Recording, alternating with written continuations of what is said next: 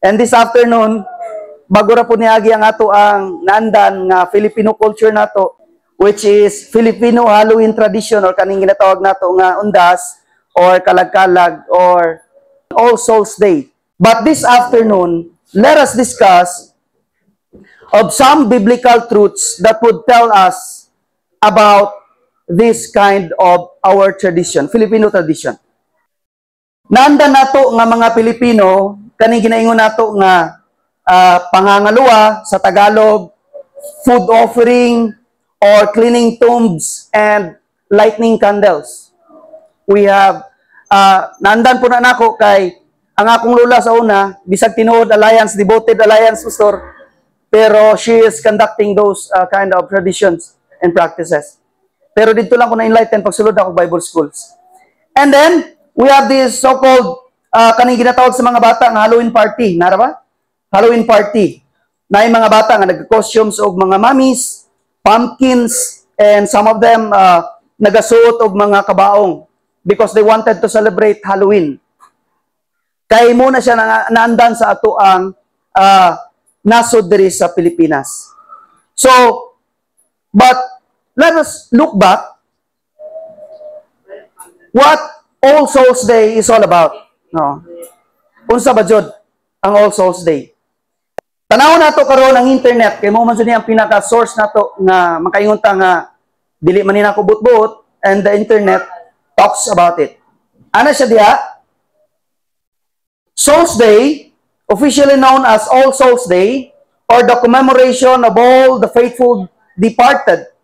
It is a day in Christian tradition primarily observed by the Catholic Church on November 2 and dedicated to the remembrance of and prayer for the souls of people who have died. And second, ano siya diha? The central meaning of All Souls Day is rooted in the belief in the communion of the saints, a spiritual union that connects believers on earth, the church militant, and the saint in heavens, which is the church triumphant, and the souls undergoing purification in purgatory, which is the church penitent. So mo siya ang gisulti niya. And then, the specific purpose is to offer prayers and special masses and acts of charity to assist those souls believed to be in purgatory, helping them to be cleansed and lesser sins or imperfections and attain wholeness necessary to enter the fullness of heaven. This is seen as an act of love and mercy, reflecting the belief that the living can still support the departed on their final journey to God. Muna siya ang gisulti niya according to the internet. Now, tanaw na to karon ang iyang common observances and traditions. Now, naiupat diri nga gihatag ang internet or ang ato ang uncle nga break kayo. Ano siya una is visiting cemeteries. Ano siya? Many people visit and clean the graves, deceased relatives, adorning them with flowers, lighting candles. And then ay kadua, ano siya diha? Prayers and mass. Attending special mass, requiem mass, and reciting prayers, such as the eternal rest grant unto them, O Lord. It is a common practice to intercede for the dead. Ano siya? Ikatulo, lighting candles. The lighting of candles symbolizes the light of Christ, guiding the souls out of darkness and into eternal peace. Muna siya ang gingon niya. And then, ang ikaupat, acts of charity. The living performs acts of self-denial or give alms to the poor with the intention of offering spiritual benefits for the souls in purgatory. Ano siya diya?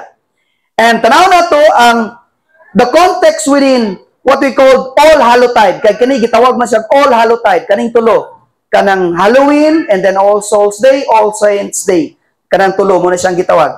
Ano siya? All Hallowtide is a 3-day Christian observance that includes All Hallow Eves or Halloween, All Saints Day, and All Souls Day, lasting from October 31 to November 2. Muna siya ang gingon niya about ni ani nga mga panghitabo. But ang gisulti niya diri, kaning tulo ka observance niya diri, kaning una is kaning Hallow Eves or kaning ginatawag natong Halloween sa October 31, the eve or vigil of All Saints Day, a day historically prepared for the following day of commemoration. So preparation kuno ay na para sa celebrar sa All Saints Day or All Souls Day. And then ang All Saints Day, also known as All Hallows Day or Hallowmas, this is a feast day to honor all saints and martyrs. Muna siya ang gisulti niya. And ang All Souls Day, which is November 2, a day dedicated to remembering and praying for the souls of the faithful departed, particularly those in purgatory. Muna siya ang ingon may tungod sa kaning ginaselebrar nga tradisyon nato sa nasod nato sa Pilipinas.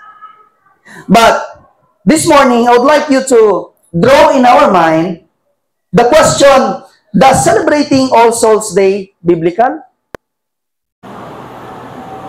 Let us draw it in our mind this afternoon.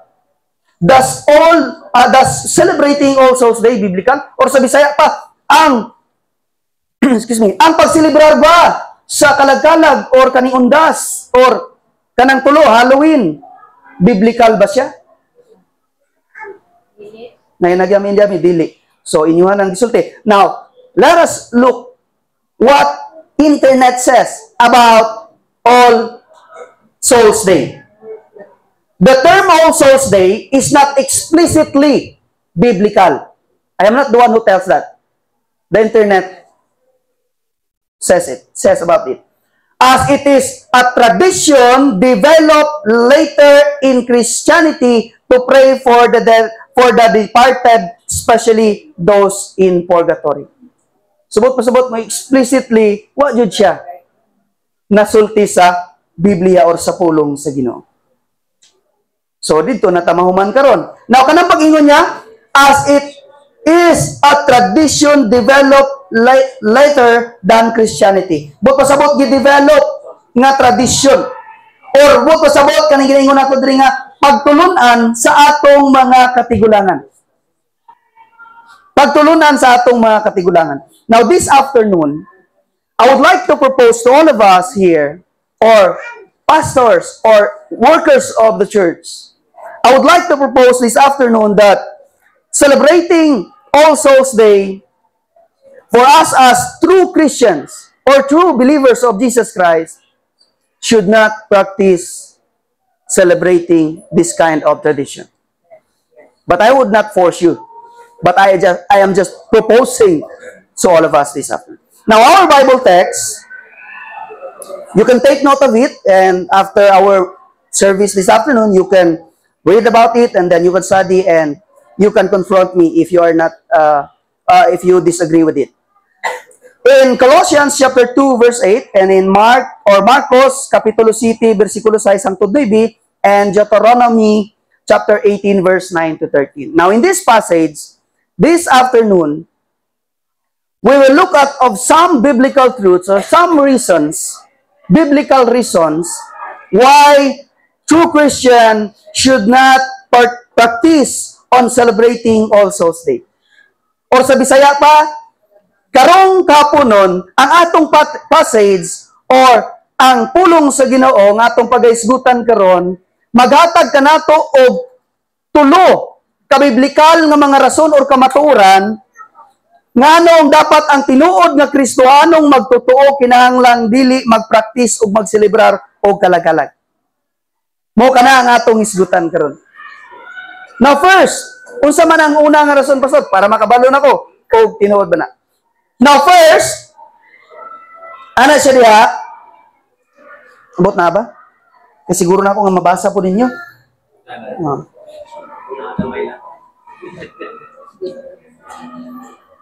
First, ano siya? It is not biblical. It is a tradition taught by men, not by Jesus Christ. Klaro na to sa Bisaya. Kaya para klaro sa Bisaya. Na? Liog ako basa ninyo? Kuan? Medyo kuandre? Na ba? Dili kini biblikal, kini usa ka tradisyon nga gitudlo sa tawo ug dili ni Hesukristo. That was the first reason and biblical truth na makita nato sa Bible. Now, asa man nato na mabasa, Pastor? Now, let us read Colossians chapter 2 verse 8. Now, this translation was taken from the book of King JV or King James Version. The very nearest to the text. I don't know if mo agree mo. Modo na pinakaduol sa original text ang King James Version. No. Now, it says there, beware lest any man spoil you through philosophy and vain deceit, after the tradition of men, after the rudiments of the world, and not after Christ. Klaro kayo. Paigsoon. Now, adto tas Bisaya, kay di man ta English, Pastor, Bisaya ta. Para di ko makasapa ni Pastora ni Mami Amad niya. Colossians chapter 2 verse 8. Ana siya diha ang pulong sa Ginoo nagnon. Bantayin ninyo nga walay si bisan kinsa nga magbihag kaninyo pinaagi sa filosofiya o mga malimbungon nga pagtuo-tuo, sumala sa tawhanong kalagdaan nga gikabilin-bilin, sumala sa mga gahom sa kalibutan o dili sumala ni Kristo. Now that is the word of God. That is not my word. Pulong ka na sa Ginoo. And that's the reason we as Christians, we as true believers, nanong gibutangan ako true believers, kay naa may Christian, pero dili believers. They are only Christians, but they are not believers of Jesus Christ. Because they are not following the teaching of Jesus. They are not following the Word of God. That's why the message of Pastor Areya, it talks about what's happening in our world today. Kaya ang uban di na mo tawag sa Ginoo. Lahi na ang ginatawag. Imbis manawag o Ginoo, mamalikas na may hinong uban. Hala, kumalay, naguban na. Y-A-Y-A. Y-A-W-A-D. Malikas na kaya, kumalay. Dili lang kay basig. Makadungog siya. Imbis manawag sa Ginoo ang mga tao sa pagkakaroon, dili na. Because they are more fond of traditions of men. Pagtulunan, tuo-tuo, tawhanong kalagdaan nga gikabilin-bilin sa atong mga katigulangan. Imbis na sundo nila ang pagtulunan nga gisugo sa pulong sa Ginoo, ang ilang gisunod na hinuon ang tradition or pagtulunan. And the reason why, may isgutan lang na to akong lula sa una, ako walang lula para dili mo dili mo masukog mais ko. Ang akong lula alliance ito. Namatay siya 80 years old, kapin, pero wa jud to siya ni undang magluto migbiko during kalag-kalag. Managkot siya kandila. Moadto mi sa pansyon sa akong lulo kay para ibutang didto. Hasta nga namatay na lang ako lula, wa jud to niya na undangan. Pero di na ako si judge, Ginoo may nasayad na. Pero now, tanaw na to og unsa ba jud ka tinuod na? Now, what is the use of participating of those kind of things if it is not stated in the Word of God and if it is not taught by Jesus Christ? O wala na gitudlo ni Kristo nga atong buhaton nganong buhaton man ato. Okay ra siguro pastor, okay ra.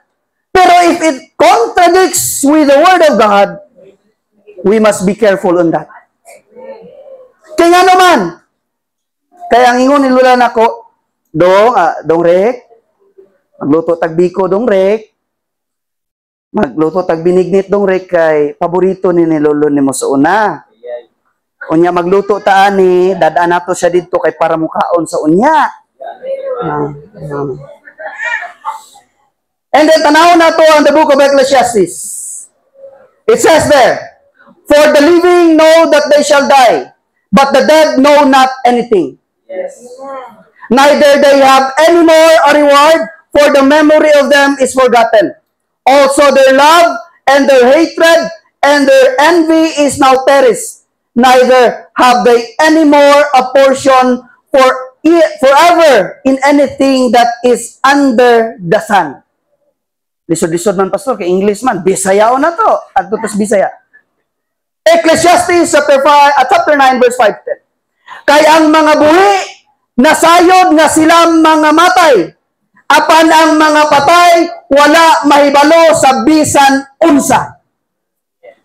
Subot pasabot ug unsa nang ginabuhat namo dito dai sa unang ni Lola, wala na ito kabalo si Lolo. Buguya sa kong Lola, sagdi lang la magkita ra gyapon ta. Ana siya, apan ang ilang handumanan nawala. Ang ilang gugma ug ang ilang pagdumot ug ang ilang kasina nangawala na ug hangtod sa kanturan wala na sila'y bahin pa sa bisan unsa nga butang nga gibuhat ilalom sa adlaw. Kaklaro na. Bisan paghanap ka, klaro na. They are nothing to do with what we are doing here on earth. Wa na sila, mahimo na. So nga nung kinahanglan pa man nato buhaton, because it is tradition, andan mo na pastor, kailangan sundon din ako na, di ko magilala si mo sunda. But you are following the tradition of man, not the teaching of Christ. Then if you are truly a believer of Christ, then you should not do it. But I will not force you. It's up to you. It's your choice, brothers and sisters in the Lord. Pero ay lagkatingala, basig bisitahon pod ka sa mga dili ingon nato. And that's the reason why nganong ginabuhat na nila, kaya nga naman they are entertaining it, they are entertaining the evil spirit to come. Muna ang dapat makabaluta. Kanang iyang term diyo, ang iyang apan ang ilang handumanan nawala na, wala na. Ang ilang gugma o ang ilang pagdumot, subot pasabot, ayaw mo kadlok sa mga nangamatay. O sila nagdumot na sila sa tua, wala naman daw. Patay na. Yes. So dili na nila mahadlok. So ayaw pagtuwa na nga, gihadlok ko gabi, kailangan managkot ko. No. Igsoon, the word of God is very clear. Wala na siya mabuhat. And that's the reason why many Christians today, they are not growing when it comes to their spiritual maturity. Because their hearts is far from God. Now, moadto ta karon sa ikaduhang punto. Another reason, nganong dapat ang tinuod ng mga Kristiyanon dili na mag-practice sa pagbuhat niya ni. Now, remembrance or remembering or commemorating is different from celebrating. I don't know if you would agree with me with that. Pag-celebrar o pag-handom. Nag-celebrar ka, ginabuhat nimo, pero naghandom ka, gihinumdum nimo siya. Kaya di man pwede nga dili na ito hinumdum mo ng kamatayan ni Kristo. Nga mo ito hinungdan nga nung nakadawat ta og kaluwasan. Pero ayaw na siya daguti. Kaya di sa malipay, anak, simbaha siya. Ayaw naghalari si Kristo, kaya dito siya kakaon. Haladi ang buhi, para makakaon. Second, brothers and sisters, second biblical truth, nga nung gina-convince na jud nako ang mga Kristohanon, ang tinuod nga Kristohanon, nga nung dili mo partisipar ni ana siya diha, so that we will not be called hypocrites and our worship will not be in vain. O sa Bisaya pa, saya ta, aron dili kita tawgon nga tigpakaron ingnon o ang atong pagsimba dili makawang. Now, in Mark chapter 7 verse 6 to 9, ana siya diha, diretso ta Bisaya, alam ta sa English, kay madugay ta na.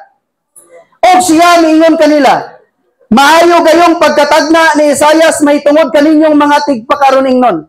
Sumala sa nasulat, kining mga tawana nagpasiduog kanako pinagi sa ilang nabil apan ang ilang kasing-kasing layo kanako. Kawang lang ang ilang pagsimba kanako kay gitudlo Manila ingon nga pagtulunan ang kasuguan gikan sa mga tawo, inyong gibiyaan ang kasuguan sa Dios o gituman ang gikabilin-bilin nga kalagdaan sa mga tawo. Unya mingon siya kanila, maayo kamong musalikway sa kasuguan sa Dios aron inyong tumanon ang gikabilin kaninyo nga kalagdaan. Now Jesus Christ, this account, when Jesus Christ was niabot sila dito sa lugar, and there were Pharisees and Sadducees nga mga una-unta mga disciples si Jesus. And pagkakita sa mga Pharisee and Sadducees, wala na hugas ang mga disciples. And in their traditions, in their culture, you need to wash your hands before you eat. Which is maayo man dato. Wala may problema. Pero gibadlong. Unsa man na Jesus ang imong mga disciples, ngano nagkaon man na sila. Supak ka na sa atuang nandan. Muna yung gibadlong ni Jesus sa ilaha. Pagkamaayo jong pagkatagna ni Propeta Isaias. Nagsimba mo kanako, pinagi sa inyong ngabil, pero inyong kasing-kasing layo kanako, kay mas gituman ninyo ang tulumanon nga gibuhat sa tao kaysa pagsunod sa sugo sa Dios. And that's what happened today. They're following their traditions instead of following the Word of God. Munang di ra ko makiglalis o paabutan punta sa bagyong uwan dire.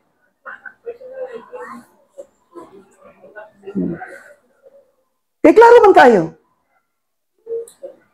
Yes, ang gisultian ni Jesus ani that time, the Sadducees and Pharisees. Pero mubuhat pud ta nga mas tumanon nato ang pagtulunan sa atong mga katigulangan nga wala na subay sa pulong sa Ginoo, then we will be called to hypocrites. Even though we have that wisdom, daghan tag kay balos Biblia, pero di tamutuman sa pulong sa Ginoo, mas tumanon nato ni atong nagtun-an. Delikado. There is nothing wrong when it comes to our tradition or naandan basta dili lang siya musupak sa pulong sa Ginoo. Kaya ang pagluto, biko, pagkaon nato, di man na makapa-impyerno. Pero ayan, nagipakaon na sa ingon ni mga kuan. Pero you are offering it to God's. So it means delikado. So igsoon, klaro na to.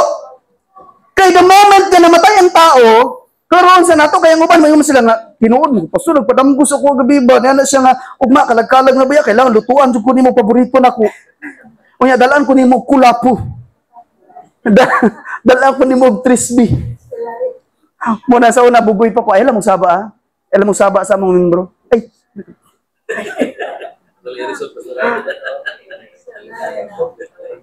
Buhay trabaho na mo sa una pag 31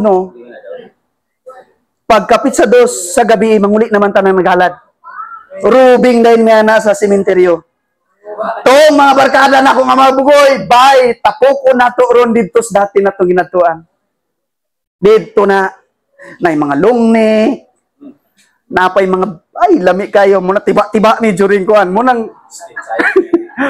okay ramon siguro, ay, yan na lang. Mutiba-tiba mi. Dito na si ginamigtagay na dito. Bay, ugma na po bay naragapon ugma bay kanapay last kuan bay.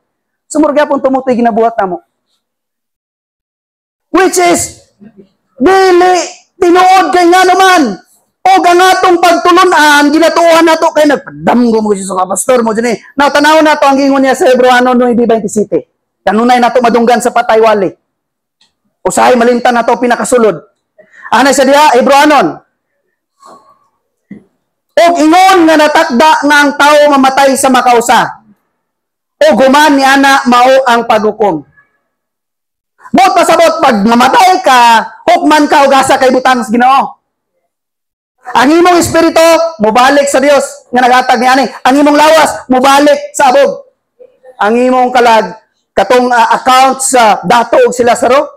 Asa ni adto sa Hades o sa sabakan ni Abraham, and we do believe that paradise or paraiso or in the presence of God nga gilipay sila sa ro. And the rich man tungod kay dalo kay siya bisag katumagbong wala nang hatag didto siya sa Hades sa nagantos sa makadiyot. Naunaay gipadulngan. So nga itong mga loved ones, ginatuuhan na to niya mo testimony pa ta sa eulogy kani nga akong kuan buutan kay ni siya gidawat jud niya ni si Kristo. Oo. Unya pagkay maniman pagkalag-kalag mo ingon ka nga naa siya diri ayaw. Naa na siya sa presensya sa Ginoo. What is the use of practicing it? Pero alam mo gusto ko ha. Nagsulti ra ko ani and then pwede ra ta mag-istoryahan na yun niya. Because that is the truth from the Word of God, not from the Word of Ricky. Hebrew Kanon klaro kay na wala na chance. Naanay butangan ng ato mga minasay. So kinsa to nagpakita sa ako, pastor. Now take note of this. I don't know if we have different theology. If we have same theology. We don't know, or we know that Satan or evil spirit can disguise. They can copy the face of our loved ones. They know the experiences of our loved ones. Muna makaingon ka, kaila lagi siya, pastor. Kabalo lagi siya, pastor. Lisod pod. Nagan isa'y gahom.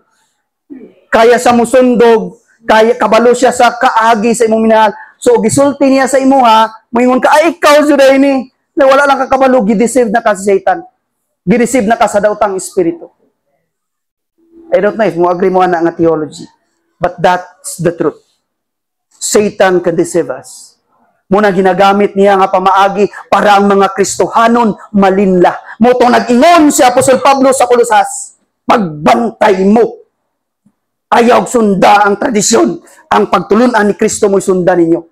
Dili ang pagtulunan ni Pastor Ricky. Kay basig masipyat mo na. Basig musundog mo sa ako suroy tag-sementeryo. Pagtulunan sa Ginoo ang atong tunan, which is the Word of God. Last igsoon para dili madugay kay basig foul ta ni ron. Last biblical truth or biblical reason why true believers should not practice on celebrating Halloween or All Souls Day, for it is an abomination unto the Lord, and He will reject all people who practice it. Sa Bisaya ta, Pastor. Ana siya, kay kini dulumtang butang ngadto sa Ginoo, og siya mo sa likway sa tanang katawhan nga nagbuhat niini. Dili ako ang sulti na ako lang nagbasa. Tanaw na to sa Deuteronomy. In Deuteronomy chapter 18 verse 10 to 13. Ana siya diha, there shall not be found among you anyone that maketh his son or his daughter to pass through the fire, or to use divination, or an observer of times, or an enchanter, or a witch, or a charmer, or a consulter with familiar spirits, or a wizard, or a necromancer. For all that do these things are abomination unto the Lord. And because of these abominations to the Lord God will not drive them out from before thee. Thou shalt be perfect with the Lord. Maraglisod man kayo ko ano Bisaya na lang ta. Bisaya ta. Ang sa kinahanglan walay makita diha kaninyo nga magsunog sa iyang anak nga lalaki o babayi, ingon nga halad, bisan kinsa nga tigpanagna o tigpanghimalad o anting-antingan o tigsalamangka o lumayan o tigpagigsayod sa espiritu o tigpanagna pinagi sa pagpangutana sa mga patay. Verse 12. Kay si bisan kinsa nga magbuhat niining mga butanga dulumtan ngadto sa Ginoo, ug tungod niining mga dulumtang mga butang nga buhat gisalikway sila sa Ginoo nga inyong Dios gikan sa inyong atubangan. Pero bago ta mo padayon, let us look at the real account of this passage. Now before the Israelite people enter into the Canaan promised land, the word of the Lord given by Moses telling the Israelite people nga bag-o mo musulod didto, badto ka mo adtog kidapawan, ayaw sundog sa ginabuhat didto nila, katong magsuot sila og short nga hapit na mamanghod sa panty. Ayaw mo buhat ato, dili lahi to siya. Bago mo maadto didto sa yuta nga yatag sa Ginoo kaninyo, ayaw mo sundog sa ilang ginabuhat dito. Kaya nga naman, ang ginabuhat sa mga tao dito, gina-offer nilang ilang anak, sunugon parehalad sa ilang Diyos-Diyos. And nasa gi-mention dito, sa Bisaya, nga tigpanagna, anting-antingan, tigsalamangka, tigpagisayod og espiritu. Naasa man ni masulod karon pastor, kaning pag-celebrate na tugkuan. Now, dirita, tigpakigsayod sa espiritu o tigpanagna, pinagi sa pagpangutana sa mga patay. Diha na ko isulod. I don't know if you would agree. O wala ka wala ka nagpakigsayod sa espiritu nganong gina-entertain man nimo sila. O wala ka nagapangutana sa mga patay nganong gina-istorya man nimo sila. So nasulod ka diri. Magbantay ta. And kanang pakigsayod sa espiritu or spiritist man siguro. Spiritista. Oh. Maglisod na taglitok ani. Bisaya man tang dako. But pasabot igsoon, the moment we practice on entertaining spirits, evil spirits, kay nagatuota nga labuans nato tinuod, now diri ta masulod karon consulting spirits. Nagakonsulta ta sa ilaha, napayusahay, istoryahon pa nato. matulog ko niya gawin nako na ilan ba. Sa bayrik, matulog ko niya para padamgon ko nilulog number. Pamatanon ako siya unsay mo gawas pagkaugma.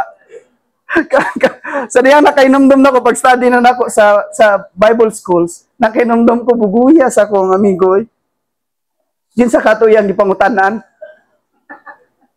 Now if natay ginabuhat na kay dili ba ya malikayan no na mga pastor nga nagabuhat gyapon nani. Pero dili siguro sa kuan sa ubang sekta sa alliance siguro. Okay lang kay alliance man ko. Pero ilangan na tulubagon sa Ginoo. And that's the reason why daghang mga pastor po nanting-antingan. Kung sila salig sa Ginoo, muna makatawa ka mag-fellowship kay imbis klaro na kayo nga gigalagutan sa Ginoo, napay uban mag-convince pa. Ay okay raman pastor kay white man to siya. Ay nako. Pero klaro na to. Consulting and entertaining and acknowledging them is part of consulting spirits.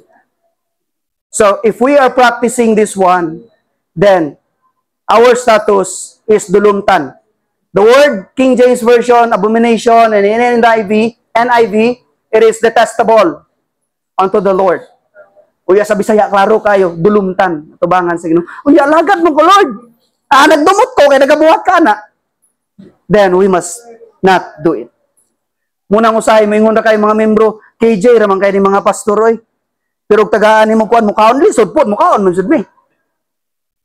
Pero dili na mi mutuoan na, nga mukaon pa nga itong mga minals, kinabuhi. Kay klaro man kayo nagisulti niya. And that account, we can found it very clear. Diya sa account sa Luke chapter 16. Katong si Lazaro ug katong dato. Ay, sorry. Kalamang unta mo dako na kay kita jud na ninyo diha. Ana. Okay, ana si Lazaro. Klaro man kay na di nato malalis. Although there are some theological issues about that nga parables man na ni Jesus. Good ay unani mo gud pastor, unani mo gud ingon komentary. Di na ko makiglalis komentary. Namutmut Jesus. Mo kuanta na. Butbuton Jesus, sulti-sulti pa kag parable Jesus unya di man day tinuod. Now the wisdom is this. The reality, and we can read it from the Word of God, that the moment our loved one dies, there is a place nga padulngan nila. And we do believe as Christians, heaven and hell, or Hades, and Abraham's bosom, or paradise. So kinsa man ang gina-entertain nato? Daw tang espiritu. So we must be careful on that. So mo ganin ang ginadasig ta sa pulong sa Ginoo. And Apostle Paul was very clear on instructing the Colossian believers to be watchful, magbantay. And the message for us also, to end this message, as Christian believers, we must acknowledge and honor God alone, not tradition taught by men that contradicts His Word. RAA, Ricky Abrigo na. Sa Bisaya pa, Bisaya na to, para klaro kayo, isip tinuod nga Kristohanong magtotoo. Gikinahanglang i-acknowledge nato o gi-honor o tahoron ang Dios lamang. Dili ang tradisyon or pagtulunan nga gitudlo sa mga tao nga naga supak sa pulong sa Ginoo. Kaya usahay, kusog kay ta mo sunod sa atong mga pagtulunan, pero pag sunod sa pulong sa Ginoo maglisod ka. And that's the reason, I don't know if you would agree with me. What happens in Cebu, dili man ko naga-prophesize, dili pod ko mananagna kay basig mapil ko ato. In my understanding, God has a message for them. God has a message. In every calamity, ay natural disaster man to pastor, tungod man to sa binuhatan sa tao, tinuod bitaw. Pero do you think God is not delivering them a message. May mensaheng Ginoo. Kung sa mensahe sa Ginoo, sa ako mo tawag. Ayaw mo sa inyong mga kabtangan, ayaw mo sa inyong mga balay, ayaw mo sa mga binuhat sa tao. Call on to God, honor God, worship God. That's why we sing the hymns just a while ago. Trust and obey the Lord, for there's no other way. We trust God. We trust Jesus, not our tradition.